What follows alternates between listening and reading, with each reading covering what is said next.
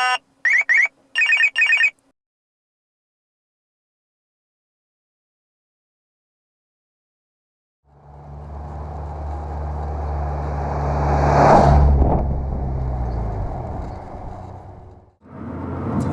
while ago, I wrote an article all about why I don't use a radar detector.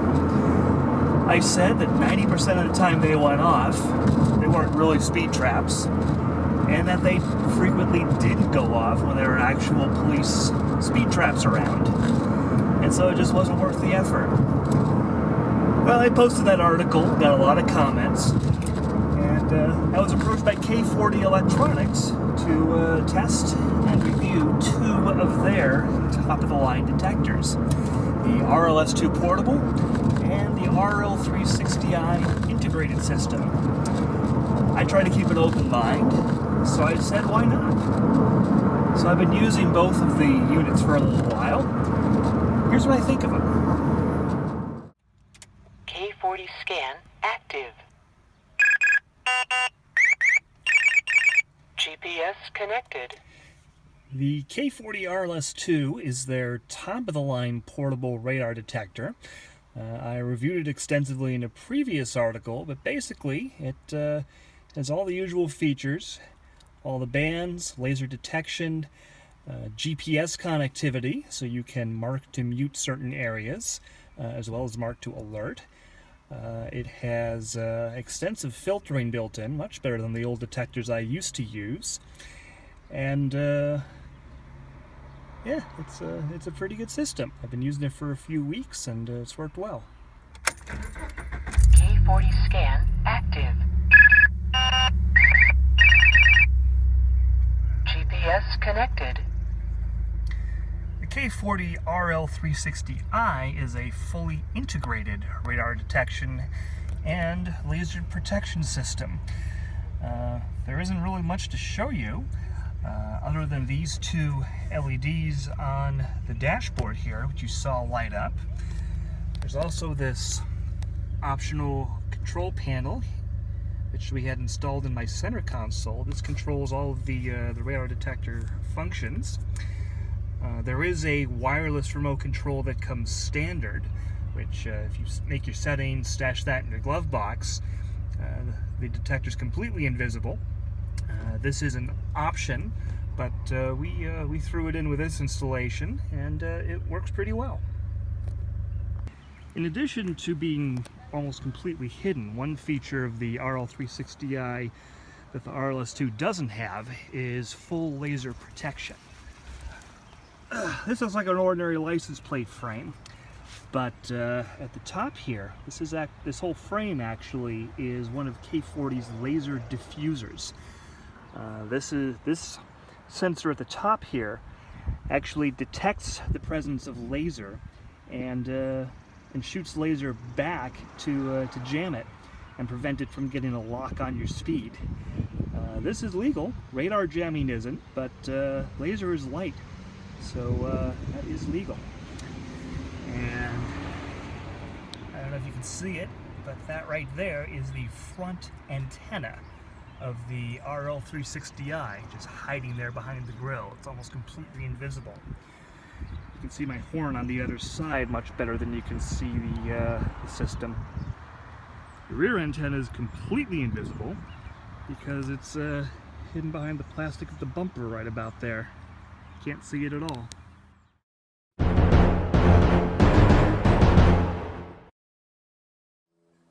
Installing the RLS2 is very simple. Simply take the detector. Best to put it on glass, not this dotted area up top. Squeeze it on. Grab the power cord. There's the straight one you can run under the headliner like this if you want, or a coiled one for temporary use if you prefer. Either one, you plug it in, slide it on, and that's it. The RL360i install is much more complicated. You could read my article about it for the details, but basically it took a trained technician a full day's work to install it. My front bumper came off, sensors were installed at the front and rear of the car, and wires were run to the main control unit hidden under the dashboard. There's not a lot to show for it because a lot of work goes into keeping it out of sight. So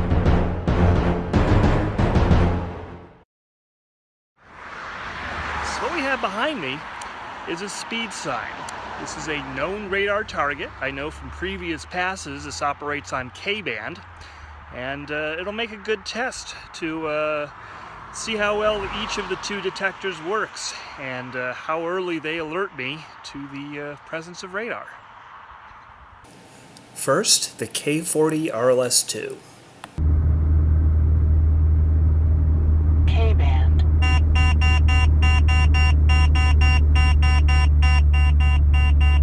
Don't know why it wasn't displaying, but I can see the sign about the same time the detector did.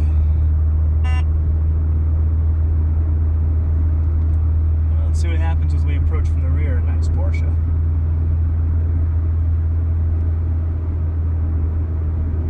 Passing the sign now, no signal. Now we're getting the mid-range rear signal.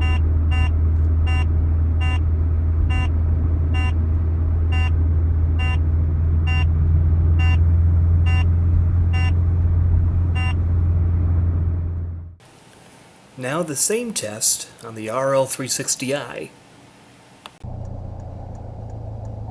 Okay, and we're off.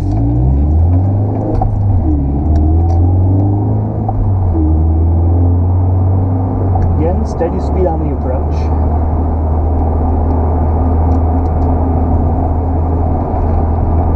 Still waiting.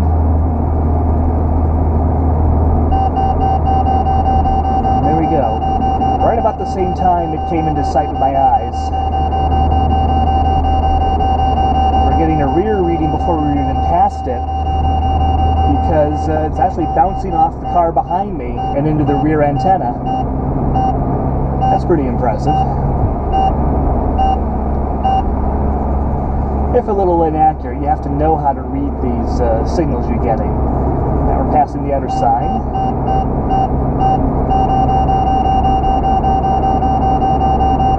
Strong rear. We're still line of sight, so we'll be getting that for a little while.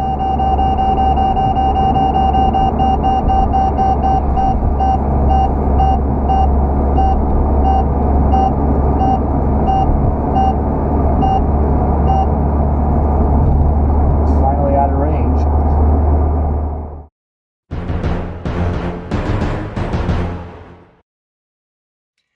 No, they're definitely useful these days. The filtering has come way beyond the level of the detectors I used to use. In driving to work for a few weeks with both of K40's detectors, I have had almost no false alerts. Even the speed signs we use for testing, those will set it off, but I can use the mark to mute function to automatically mute the detector at that location. And yeah, the lights will go off, but it'll never bother me. Even better, going through there one time, I still got an alert on KA band when there was an actual police speed trap there.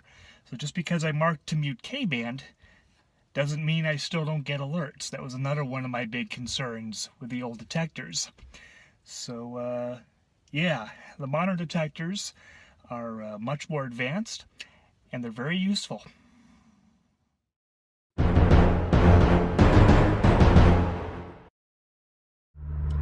Well, for ultimate performance, the RL360i is the definite choice. The remote antennas give you better range in the front and especially the rear, particularly on K-band as we tested, though that would apply to any band. It has laser jamming capability rather than just detection, and it's fully integrated with your car, which is nice for the stealth factor if you do get stopped. But the RLS2 is still almost as good. It costs $400, which is at least $1,000 less than the RL360i, and that's not including installation. So for the ultimate protection, the RL360i is your best bet. But I'm not a habitual speeder. I'm not trying to set any new cannonball records. And sometimes I switch cars. I can't switch the RL360i from car to car like I can with the RLS2. So for my needs and for my price point, I'd probably go with the RLS2 for myself.